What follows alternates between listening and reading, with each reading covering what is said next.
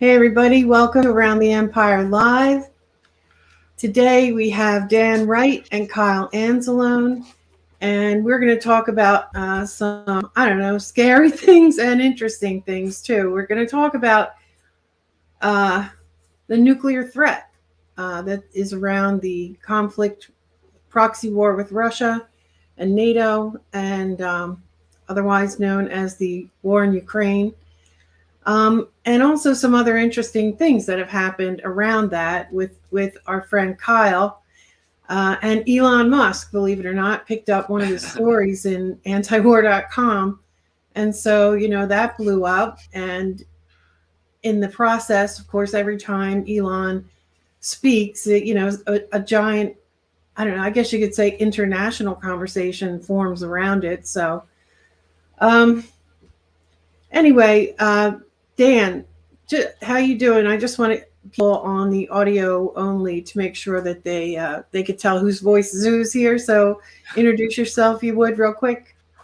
Hey, this is Dan Wright, one of the founders, I guess, of Around the Empire Yeah. podcast. So recognize my voice. Hey, Kyle, how's it going? You're famous now. Are you going to remember us now, the little people? Oh, definitely always. I'll never get like that big of a head. And I always talk about foreign policy. And so, even when people care about what you say for a day, 3 days later, you're going to like bring it back up to them and they're say, huh? So, it's very temporary, but is cool that, one of my articles got the reach it got because Musk replied to it. Yeah. Yeah. And so you want to, I don't know, tell us what happened. What happened that day? Yeah, so I mean, on the article actually came out on Friday. On Fridays, I write for antiwar.com. And so this Friday, I wrote one of my two articles on Steadfast Noon, which is an annual war game that NATO hosts where they simulate fighting a nuclear war against Russia in Europe. And so this always disturbs me. I've talked about it in the past on my show, but this year I've been doing a lot of writing, particularly a lot of news. And so I wrote this story up, and one of the very interesting things here is that this has happened in the past, but American B-52s are taking off from North Dakota and flying over to the North Sea and over the skies of the UK and carrying out these war games. So there is this is significant. This is something that Russia is going to see as a threat.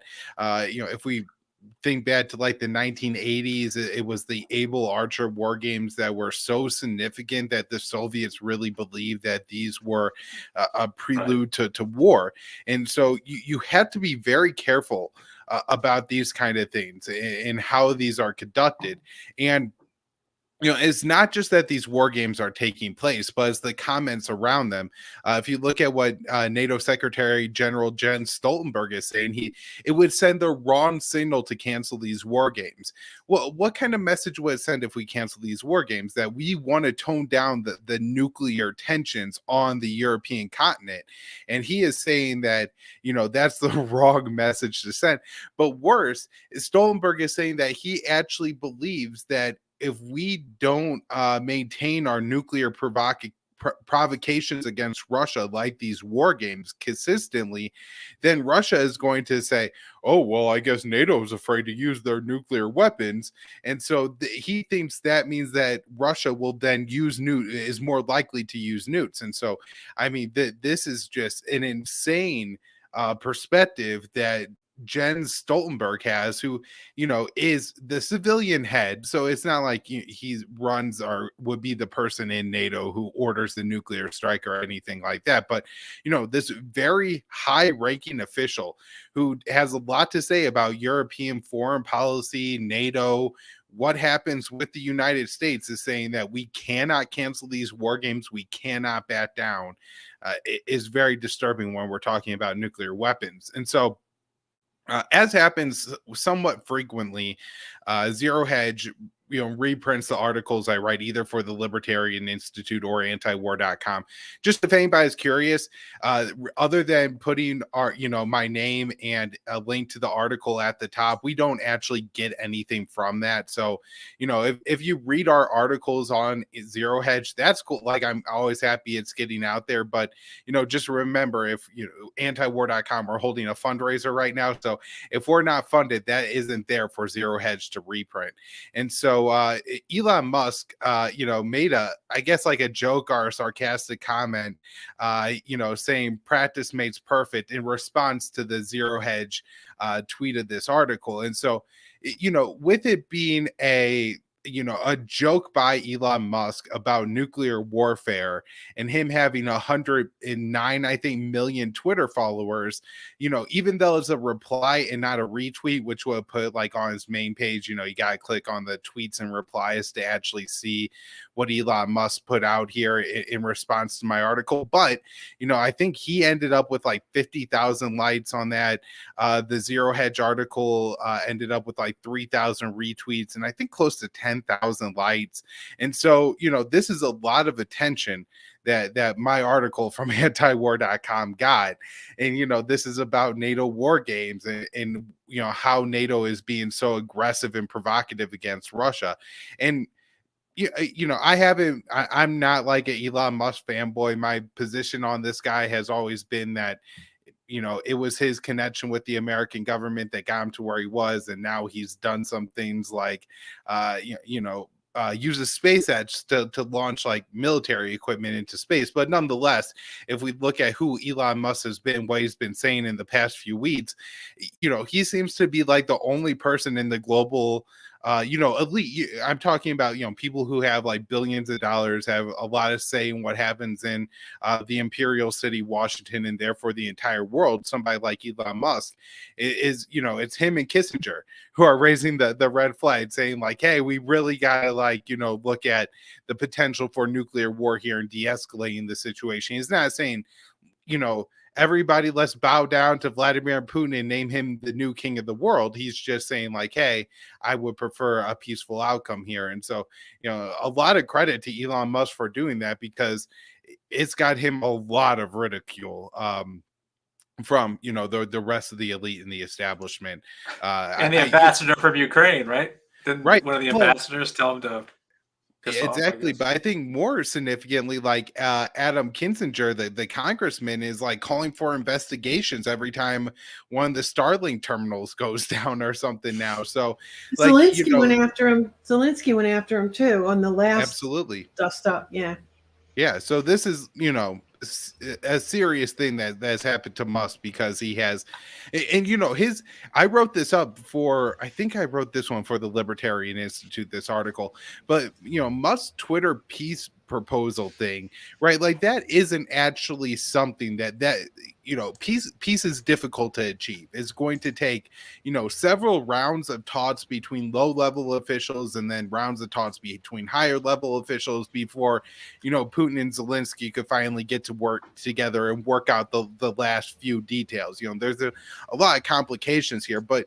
Musk's Twitter plan called for the UN to supervise elections in the 4 disputed regions. And Russia has said absolutely no, this will not happen. It's a red line. Russia has said about Musk's Twitter peace proposal was that they were just happy somebody is proposing peace, right? Like, this is the crazy state that we're in, where merely suggesting that you want to have peace is enough to get you labeled as a traitor by one side, when your peace plan it crosses red lines for the opposing side. So I know there's a lot there, but I think that about does and answers your question, Joanne. Yeah.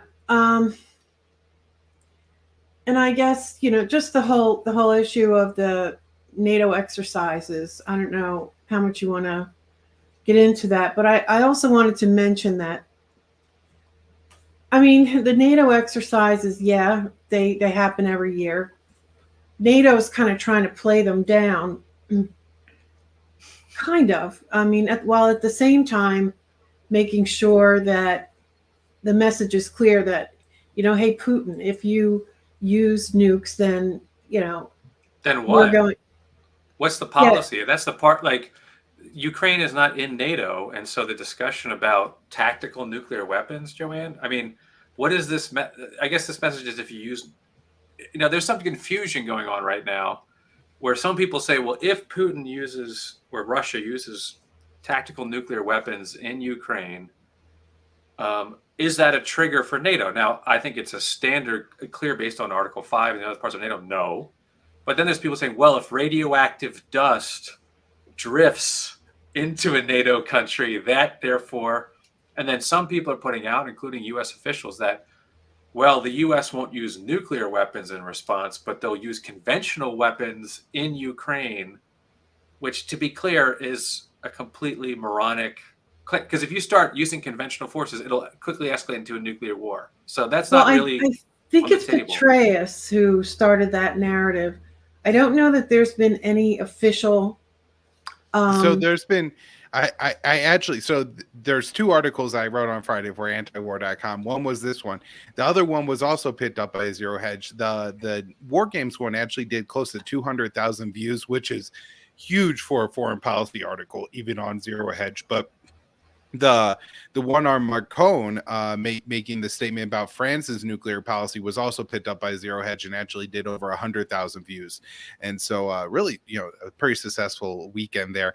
But in that article, what happened is the French president, Emmanuel Macron, laid out and said that, look, if Russia used nuclear weapons in France, France's nuclear policy is to only use nuclear weapons in self-defense, and that wouldn't rise to, being a threat to Paris if Moscow deploys nuclear weapons in Russia.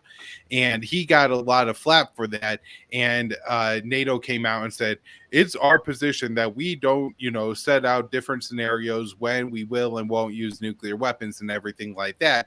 But then, speaking off the record, NATO officials said that they would respond to a nuclear strike in Ukraine by Russia with a series of conventional strikes. And I've seen this reported two ways.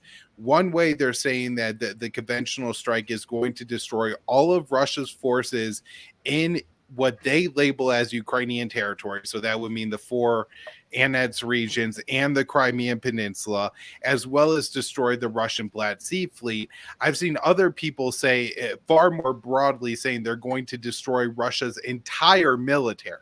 And so that would imply targets within Russia as well. I have actually, no idea what it is. It's NATO officials speaking off the record. I thought they meant just the in either Russian scenario, military in Ukraine, I thought. But in that scenario too, Joanne, and even the larger scenario, the response will be nuclear war. Russia will not tolerate their conventional forces being hit in Ukraine by NATO forces. It's a nuclear war either way. So this whole posture, and again, no democratic legitimacy, no anything. No one has authorized this. And the one restraint theory within the legal structures of the NATO agreement was Article 5. We will not attack, right? This is supposed to be, remember, this is all theory, a defensive agreement, which it isn't. NATO is an imperialist force. But let's just pretend it's defensive for a second. Their whole justification is, well, we have this article called Article 5. If you attack one of us, you attack all of us, and we all respond. Okay, the entire crux of this conflict is whether Ukraine will be in NATO or not. And the answer is it is currently not in NATO. So for NATO to then go even further than its supposed restraints and say, well, if you attack a non-NATO country, we will respond, is complete. I mean, these people are just making it up as they go along. There is no real restraint. They're just lying and lying and lying, and every lie gets us closer to a nuclear exchange. It sounds to me, I've been trying to listen to their exact words because there are a lot of people chiming in to modify the actual claims or threats or responses that have been made. And the first one that I saw and that the media picked up on was David Petraeus. Well, first of all, what the heck? All right, never mind. But he's the one who started making claims about specific things. Now, he did say whatever. He said theoretically. He did make it clear that he wasn't speaking for any official. But he's the one who started saying, that we're going to destroy the Black Sea Fleet and all that stuff. As far as I know, NATO and Biden have said pretty much the same thing they said when they were warning against the invasion from the beginning, that there will be severe consequences, you know, which at that point in time meant sanctions and whatever things we're not allowed to know about what we're actually, doing inside Ukraine with boots on More the ground. sanctions? Joanne, more sanctions? I don't understand what that threat means. It's sanctions? They already Well, have that's sanctions. what I'm talking about back in February when the official warnings were going out. If you invade Ukraine, there are going to be severe consequences. This went on for a long time, and the severe consequences were economic. They were sanctions related. They were not, at that point in time. Remember, we didn't know whether U.S. or part of NATO or all of NATO were going to intervene against that, even though Ukraine was not part of NATO. But it was still a question as to whether there would be an intervention. So anyway, Oh, I'm hearing the same kind of language now as we heard then. That's the point I'm trying to make. I'm okay. not. But I could have missed it. Yeah, I have an article here. Did any president or Jen Stoltenberg say that there would be a military intervention if Putin uses nukes? So No, I have an article. NATO chief hints allies would intervene in war if Russia uses nuclear weapons in Ukraine. This is Washington Examiner. A senior Kremlin official predicted NATO would not, quote, directly interfere if Russia were to use nuclear weapons in Ukraine. Is not right, according to the civilian chief of the Transatlantic Alliance. So that's Stoltenberg. So, and I have the link in there if you want to look at it. So, yeah, these guys. I hear what you. Yeah, Petraeus did start this rumor mongering in the United States, but when that's my understanding is what Kyle said, which was Stoltenberg said this explicitly, that there will be some consequence from NATO member states if there is a nuclear strike in Ukraine by Russia. So yeah, I don't see any way out of that besides a nuclear conflict. If NATO then invades or bombs Russians, we're in a nuclear war. Russia is not going to just say, well, okay, you can respond by blowing the crap out of our forces in Ukraine. Go ahead. I guess that's tit for tat. No, they're going to respond with more nuclear weapons. Right. So we have the comments by Stoltenberg where, he is a little coy about it, but he said what he said. And then also in my article about Marcone, there's a link in, I think, some quotes from the Financial Times where they spoke with some NATO officials off the record who said that the response would likely be a conventional strike. And I think that, kind of just the way they said it adds to the idea that it would be a conventional strike on Russian forces, but in Ukraine for a response. And that's from NATO. But again, these are just NATO officials speaking off the record. And when, time actually comes to figure this out, how much say do the Poles and the Lithuanians have in this decision versus Marcone and Schultz in Germany, right? Like, I think, it'll depend a lot on how that all ends up playing out when the time comes. I think it's possible, that if it is like the French who really drive this thing and determine what happens, then it would be a much more muted response, where if it's the Anglos or the former Soviet states, then I think we're going to see something absolutely insane. But as Dan said, it really doesn't seem to matter because, if NATO responds directly to Russia, the escalation means war between the two. And then we have 1 or 2 weeks before it's nuclear, probably at best, maybe a month. Maybe a minute. I mean, maybe we don't know. Once you've crossed the threshold and Russia has authorized the use of nuclear weapons and is starting to use them as an instrument of war, it could be instantaneous. It could be NATO bombers come through, break into Ukrainian airspace and start bombing troops, and boom, there goes the ICBMs.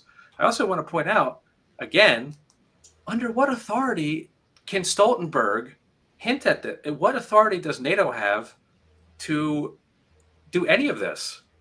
Ukraine is not a member of NATO. That's what this whole conflict is about. There's been all this sort of, throwing smoke around and throwing sand in the eyes of people about what this is about. Doesn't excuse anyone's behavior, but this is about fundamentally whether Ukraine will align with the West and NATO or not. And so the idea that Ukraine has these extra protections despite not being a member state. This is ridiculous. This is completely outside the agreement. So they should be But it's simply. the same thing as we did in Syria. I had the same questions worked out. all through that intervention, right? But we made Assad must go and all this stuff. It's it's nobody asks those questions, that important question that you are asking.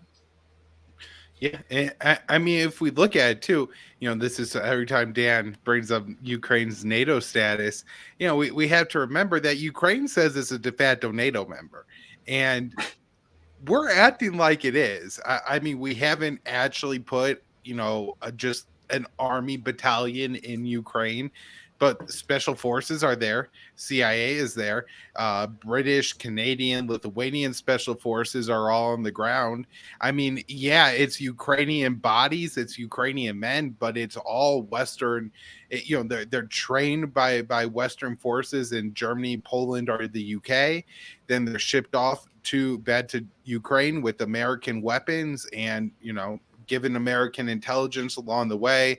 American soldiers are giving them tactical advice along the way. And look, with upgraded technology, this isn't something that, I would have really thought of, but I guess they're like sitting there on video, right? And they have like the same Humvees, the same HIMARS that the Ukrainians have. And so they could just sit there and repair them and show the Ukrainians how to repair them. And if Russia was, say, doing this for the Taliban or something, we would absolutely see it as a declaration of war. And so, it is pretty much a declaration of war. Yeah, I mean, the reason, right or wrong, whatever you think of Russia's invasion, and there's a lot to critique, what triggered it was, in part, the last straw was this stealth NATOization, which is how the Russians classify it, which they're 100% correct. All these equipment, all the intelligence, probably the targeting capability. At one point, if people remember, U.S. officials were in the press taking credit for assassinating Russian generals and sinking Russian ships in the Black Sea. I mean, so this is what, but they were already there. The reason this is so seamless is because after 2014, the new government that overthrew the democratically elected government decided to basically invite NATO in through the back door, and they slowly but surely, I mean, I've seen estimates that in 2014, Ukraine had roughly 10,000 soldiers under arms, or 10,000 sort of ready units. Today, it's the second largest army in Europe. It's a huge army. That's why people act like this is this big underdog. It's not. Ukraine has a massive military. So this has been happening since 2014. So I agree that that's been inappropriate, but at the same time, there's a double message. And this is where maybe the only time I've ever been in sympathy with Zelensky is he's saying, like, there's a double game. He talks to Biden and the British and whoever behind the scenes, and they say, we're never going to let you in to NATO, but we'll never close the door, quote unquote, meaning they'll never publicly say what the Russians want them to say, which is, you are not allowed to enter NATO. That's all. That's kind of, maybe not all, but that's part of what the Russian demand is. So it's kind of this. I mean, there's no two ways about this. This is a cynical game by the United States, in part, to hurt Russia, which is, Russia put themselves in this position. Their folly. But this is the idea that NATO. I agree with what Kyle just said. NATO has been there, and they're there now, but that's still not. They're not legitimately there. They don't have an agreement. Ukraine is not a member of NATO. So, and while Ukraine can go out and boast and say, we've applied for membership and have a press conference, you'll notice no one was taking, when Zelensky did that press stunt, I guess that was maybe a month ago, when he signed the application, there were no takers. No one said, okay, you're in. So I think that's worth keeping in mind when you look at this whole. No, in fact, the opposite. Situation. I think he made it clear that he wasn't. It wasn't going to happen. There's a couple of points around this that I think are important. The being part of NATO or not being part of NATO, there's actually more than that. We also have NATO partners and NATO friends and NATO, I don't know. Major Colombia. non-NATO allies, right? Is so, the designation, man.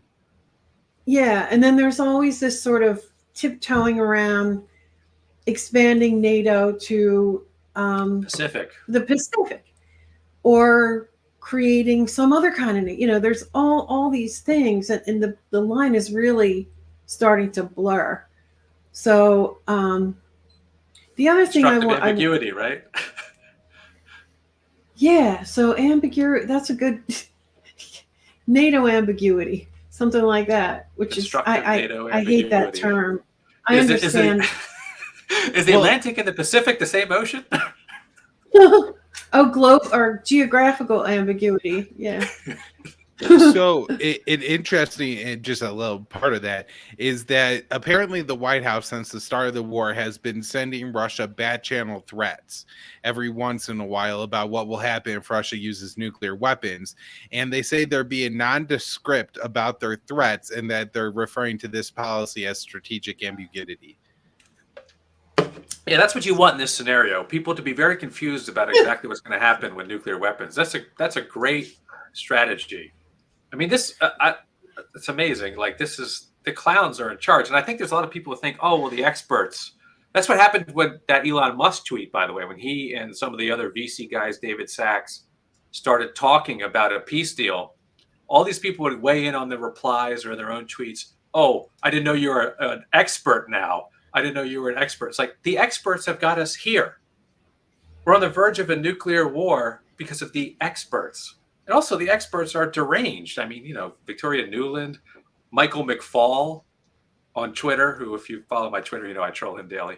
But it's like, these are the experts, and they're fanatics. They pretend to be very sober, but they're completely nuts.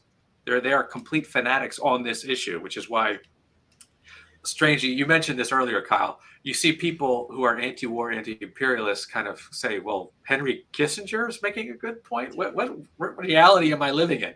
But this is the worst timeline. But so the experts, Musk and David Sachs and all these other people, they're not experts. But the experts have put us in a position where we have strategic ambiguity on what happens if someone shoots a nuclear weapon, which is the exact wrong thing.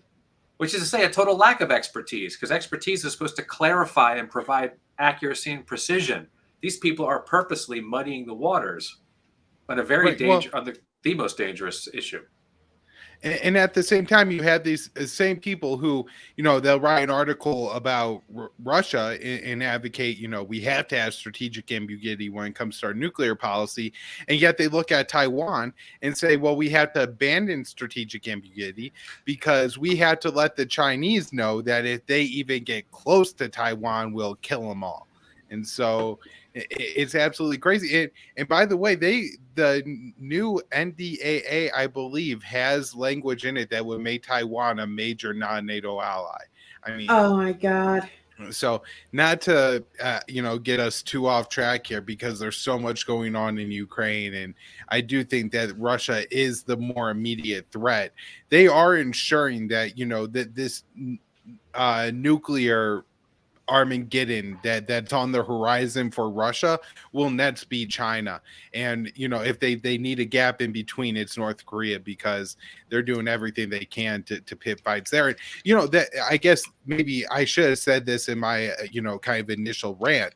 One of the reasons why I think it's so important about the war games and either toning down or canceling war games, just look at the example of North Korea from 2018 to 2020, we didn't conduct live fire war games on the Korean Peninsula, and North Korea was in the middle of a 5-year missile test freeze. It went from fire and fury to nothing because America backed off of its militarism.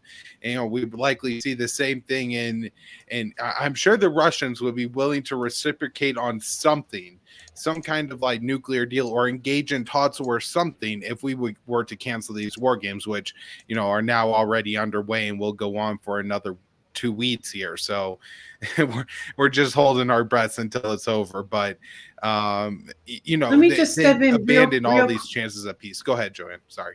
Real quick, I just wanted to, before we get off of the ambiguity thing, there was one other point that where there was ambiguity about the things that the statements that and threats that Russia had made about whether or not, about using nukes if their territorial integrity was threatened.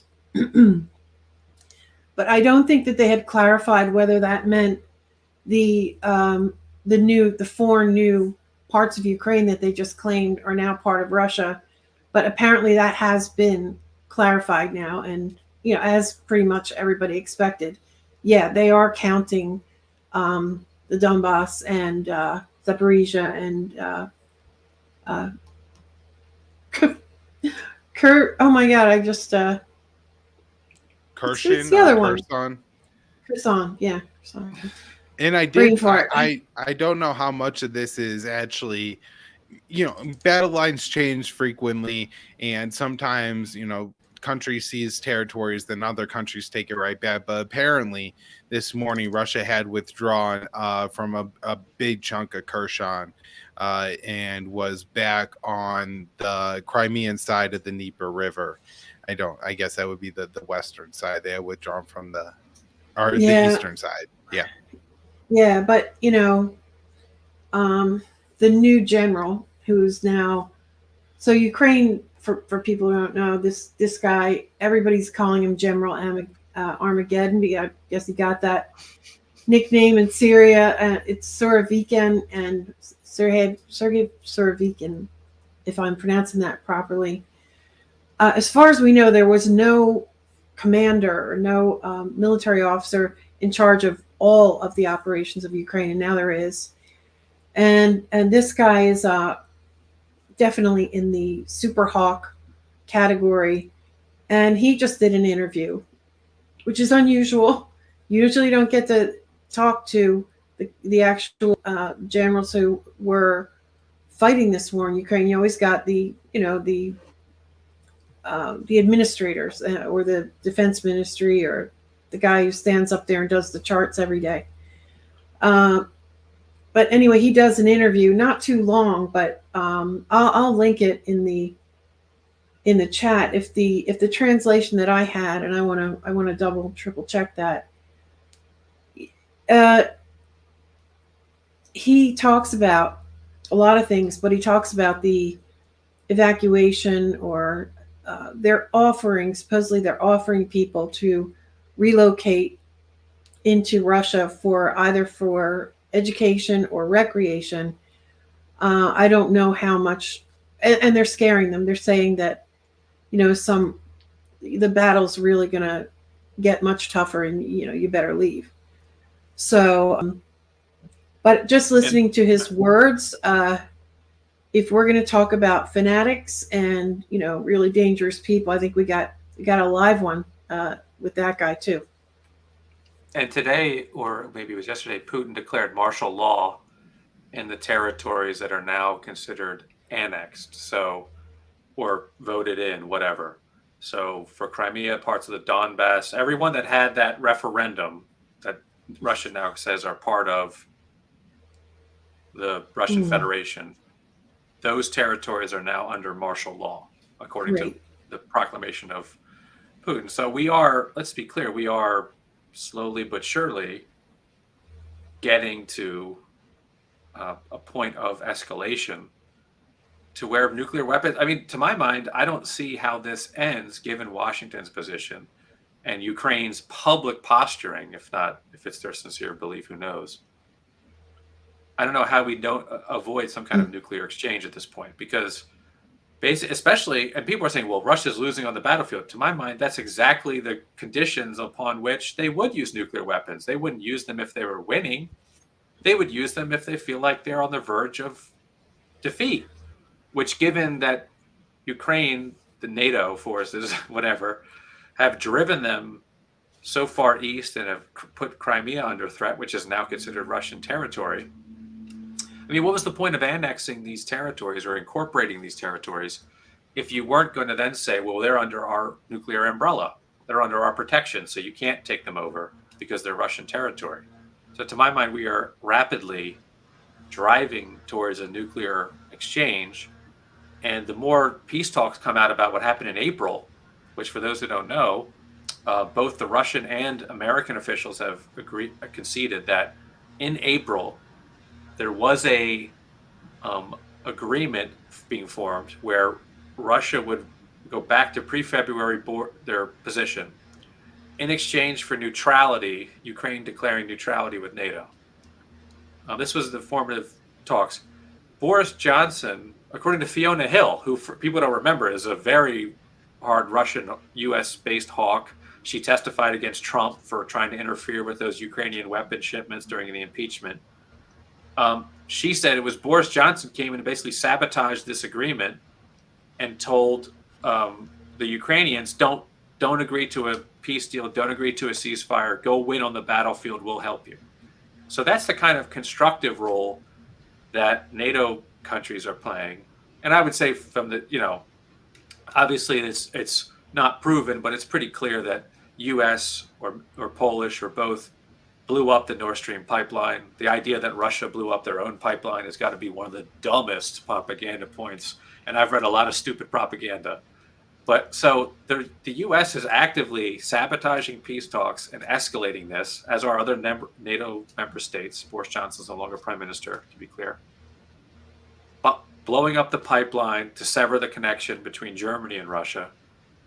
I think it's like bit by bit. I see no one trying to get off this train that is heading into the nuclear station. Correct me if I'm wrong. Well, I mean, it kind of brings us back full circle to, Elon Musk picking up Kyle's story and tweeting about it.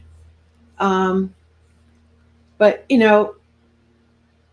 I'm not disagreeing with you, but we also have like a couple of really scary things going on. The buildup in Belarus, which may or may not be a do-over on the decapitation attempt from February.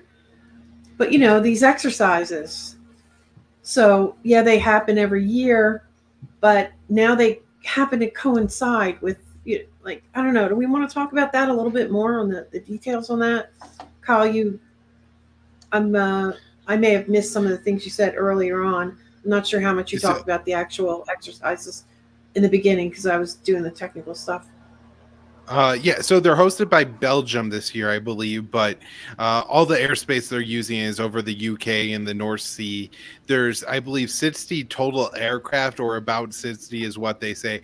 And obviously these are nuclear drills being hosted by, a military alliance. And so if, there's 500 planes taking part and they just tell us it's 60, that's all, I just had to go off the NATO press release. And so that's the NATO press release says 14 countries, 60 planes, including at least a couple American B-52s, a couple refueling planes, and then fourth and fifth generation fighter jets. And so I've seen that I believe they're Italian Typhoons and Polish F-16s are definitely taking part.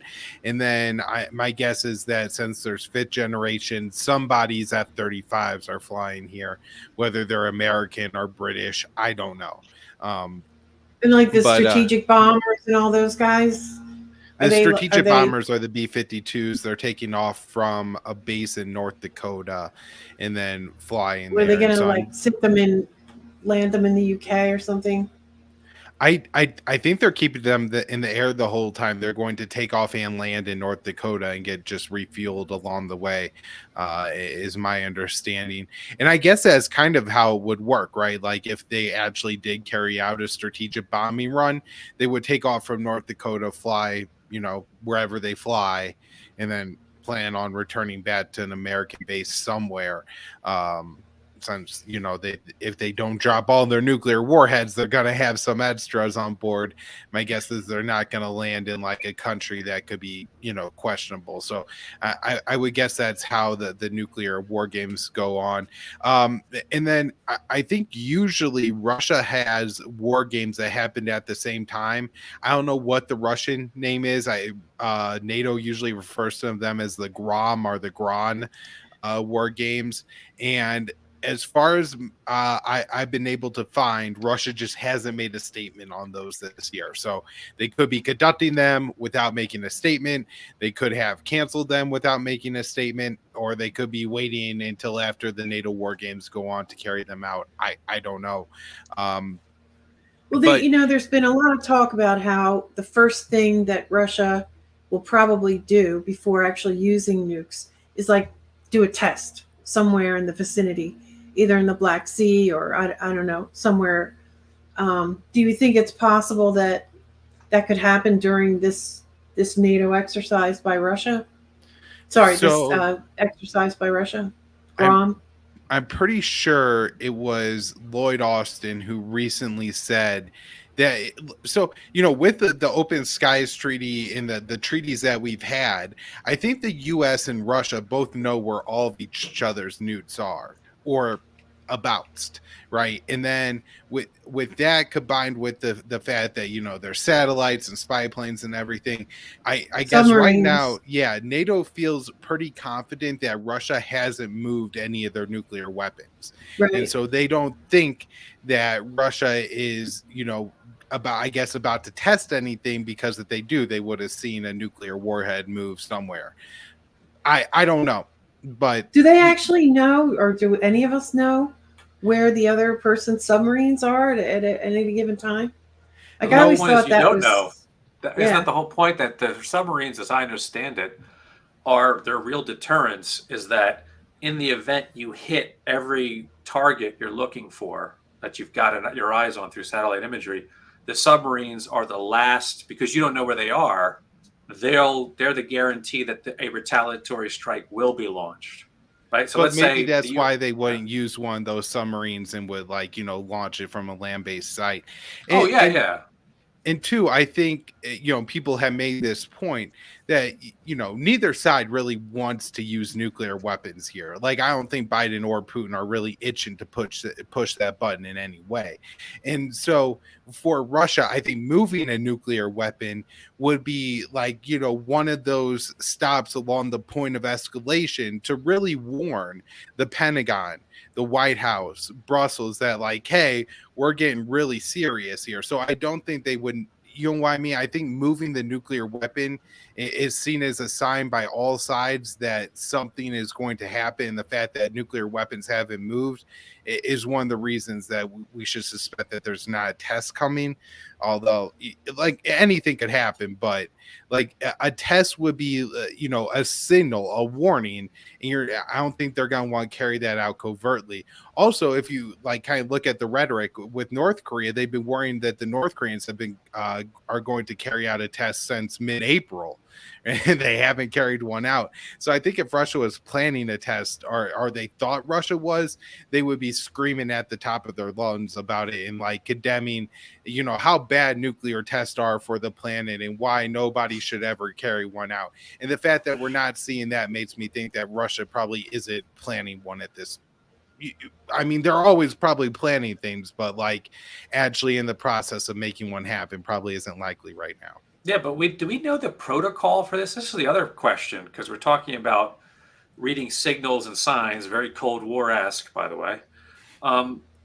Do we know what Russia's protocol is for, does anybody know? Meaning, okay, first we give a warning, then we do this. That there's a steps along the way, and then we launch the nuke. Even if let's say they decide to do it, no matter what anybody says. Does anybody have any clue into how that protocol works? If for no other reason than to say, look, we're going to launch a nuclear weapon in Kiev. This is just going to hit Kiev. This is not going to hit Warsaw, which is to say, stand by. Can I just add something in real quick here? I think that the tactical news adds another level of complexity to that too, because it's not clear to me who has, when they hand those smaller nukes to the commanders on the field, it's not clear who's got control over who has to give the go ahead. Sorry to interrupt. Yeah, no, we don't know that either. We don't know what kind of command level authority. Go back to the submarine. And the submarine, at least in the U.S. doctrine, the sub commander, if you think there's been a nuclear strike on America and wiped out the political leadership in Washington, D.C., he has his own authority, right, to launch the missiles. What is the command level authority for these generals in Ukraine when it comes to tactical nuclear weapons? Can they launch? Do they need the Kremlin to say yes? Is it purely, to my mind, this is a point keep getting made by American officials, this wouldn't change the battleground because the Ukraine forces are so dispersed, it wouldn't kill them. Right. And plus, nuclear weapons are city killers. They blow up cities. They don't really blow up troops. That's not really their point. So this, to my mind, would mean you wouldn't give it to military people because it's not a military, it's a psychological or political act to blow up a city. So again, we don't know any of this information, and it's not even clear that the U.S. has any kind of communication set up to let them know that in the event the unfortunate happens and a tactical nuclear weapon is used, that we know, hey, this is limited to Ukraine. We could just as easily misinterpret and go, oh my God, they're going to hit Poland. Oh my God, they're going to hit the Baltic states, in which case Article 5 kicks in.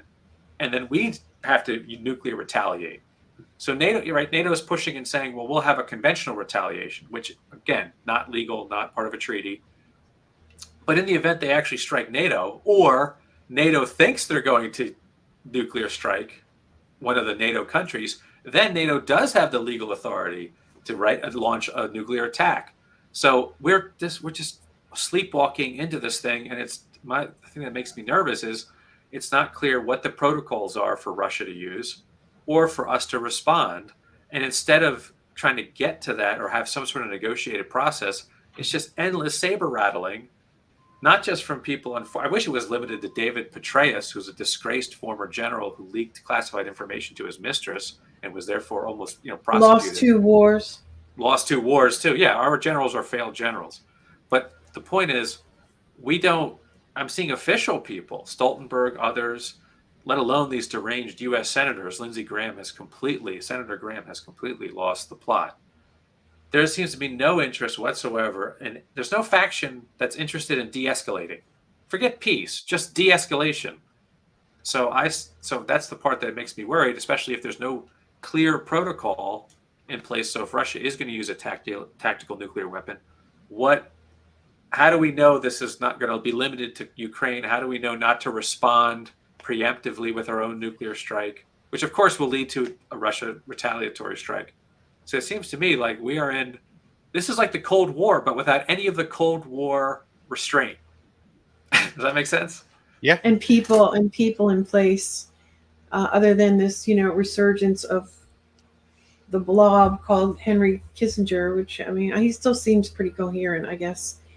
Can I just, add to a little bit of what Dan was saying there, which, I think looking from at the U.S. perspective, right, we all feel like Biden isn't really able to run the government, right? Like nobody is sitting here thinking that Biden is, actually running healthcare policy, trying to tackle inflation, figuring out the fuel situation, and, actively managing the war in Ukraine. There's a lot going on there. I'm also fairly confident that, that the nuclear situation isn't going to start off with Biden hitting the button. Right. Like, I don't think that Joe Biden is going to order a nuclear weapon strike, in part because, this is like a Cold War era politician. He's an old ass man. So Armageddon, right? Kyle, did he say this was nuclear Armageddon? That's what Biden said. Like you said, we're closer to Armageddon than any point since the Cuban Missile Crisis. And so, I think that's unlikely. But at what point is either Biden getting such bad information, maybe he makes a choice that doesn't make sense at all, or somebody else makes this decision, whether it's Mark Milley, Lloyd Austin, Kamala Harris, right? Like, there's a lot of questions on the American side. And we have to also make sure that we say, like, that's definitely true on the Russian side too, right? Like, I don't think that Putin is going to order, certainly not like a nuclear war with the West. But as Dan was saying, like, if you look at the battlefield, right, like dropping a nuclear weapon on the Ukrainian troops that Putin is fighting is technically nuking Russian territory, according to the Kremlin. Right, because that's territory that he's annexed. Maybe if he really wants to send a message, he tries to nuke Lviv or Kiev or something like that. Well, Kyle, real quick, yeah. Admiral Mullen, the former Joint Chiefs of Staff, was on ABC Sunday morning show about politics, and he said he thought that the Russians would nuke either a symbolic target like Zelensky's hometown or perhaps a major city. But so his view was they would never use it on troops. Admiral Mullen, who people probably remember from the War on Terror days, said he would expect a strike, a nuclear tactical use, on a symbolic target. And he specifically mentioned Zelensky hitting Zelensky's hometown to kind How of about send a message. the Bandera monument? I guess so. I've actually like heard that. people seriously say that they should do that. So, I mean, there's a lot of fanatics out there. Yeah. The bigger point I wanted to make was just, look, if the West has its say and Putin gets taken out of power in Russia, who knows who then is on the nuclear trigger in Russia, and who knows how much consistency of control that Putin has. So as Dan is saying, if some lower level, general feels like he's losing the war, what ability does him or his boss have to, without Putin's say, go ahead and order that nuclear strike? And then, do these people have the overall vision to understand that, like, even if the nuclear strike in this case was a strategic success, the fact that everybody is going to die in the next couple of weeks means everybody at, Russia loses this as well. But, it really feels like we're very far from nuclear war still, I think. There's a lot of potential accidents that could happen, of course, and accidents could happen at any time, but I still think we're several significant rounds of escalation away from actual nuclear war. The problem is there doesn't seem to be anybody, especially on the Western side, that is at all interested in de-escalating. I feel like, I'm in a car with a bunch of people. I'm in the middle seat in the back row. I can't get out. The road is out, but it's like 40 miles ahead, right? There's a bridge, the Grand Canyon, we're going off of it. And it wouldn't be a big deal because there's exits every mile. There's 40 exits we could pull off at.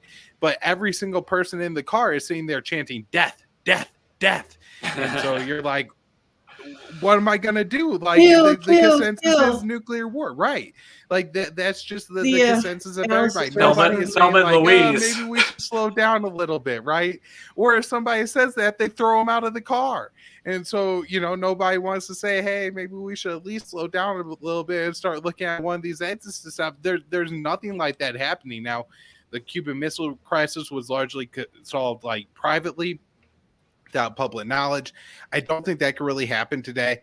My guess is that if Biden was trading with, like, envelopes or letters with Putin, somebody is leaking that, right? Like Jade Sullivan or somebody is snitching to the press, and we would definitely know about that. So as far as I could tell, there's absolutely no diplomacy, no talks going on, and it's the active policy not to do that. So where do we ever get off? Which one of these off ramps do we ever take to prevent nuclear war? It doesn't seem like, I'm really hoping that as we get closer and more people could, like, start to see the gorge on the horizon that we're careening towards, then people will start to go, I don't know if I want to do this, but it doesn't seem like anybody's really getting that message or and cares. I don't see anybody organizing any big protest marches either. Although that still could happen, but well, it's been almost an hour, and I don't think we can top that. And that's whatever that was called that Kyle just did, plus references to Thelma, Louise, and Alice's Restaurant. I mean, we can't top that, Dan. All right, take the W. Let's talk again soon. Before we go, Kyle, tell everybody where to find your work, your podcast, your articles. So the best thing to do is follow me on Twitter at Kyle Anzalone_. I got kicked off of Facebook. I'm permanently banned from there. So just everything I put out on, at the Libertarian Institute and antiwar.com, my podcast, Conflicts of Interest, everything does go up on Twitter. So that's the best place to follow me. If you don't like Twitter, the libertarianinstitute.org and antiwar.com is where I work, and visiting those websites so you find what I'm doing. Dan, Twitter's still your main gig, right? Yeah, I'm still screwing around Twitter at DSW_XYZ.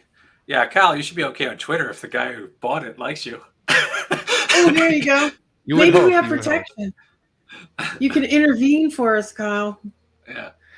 Well, if I get kicked off in the next couple of days, once he takes over, I'll have to, hit him up and and get my account back. There you go. Call my man Elon. All right. Thanks so much, you guys. Thank you.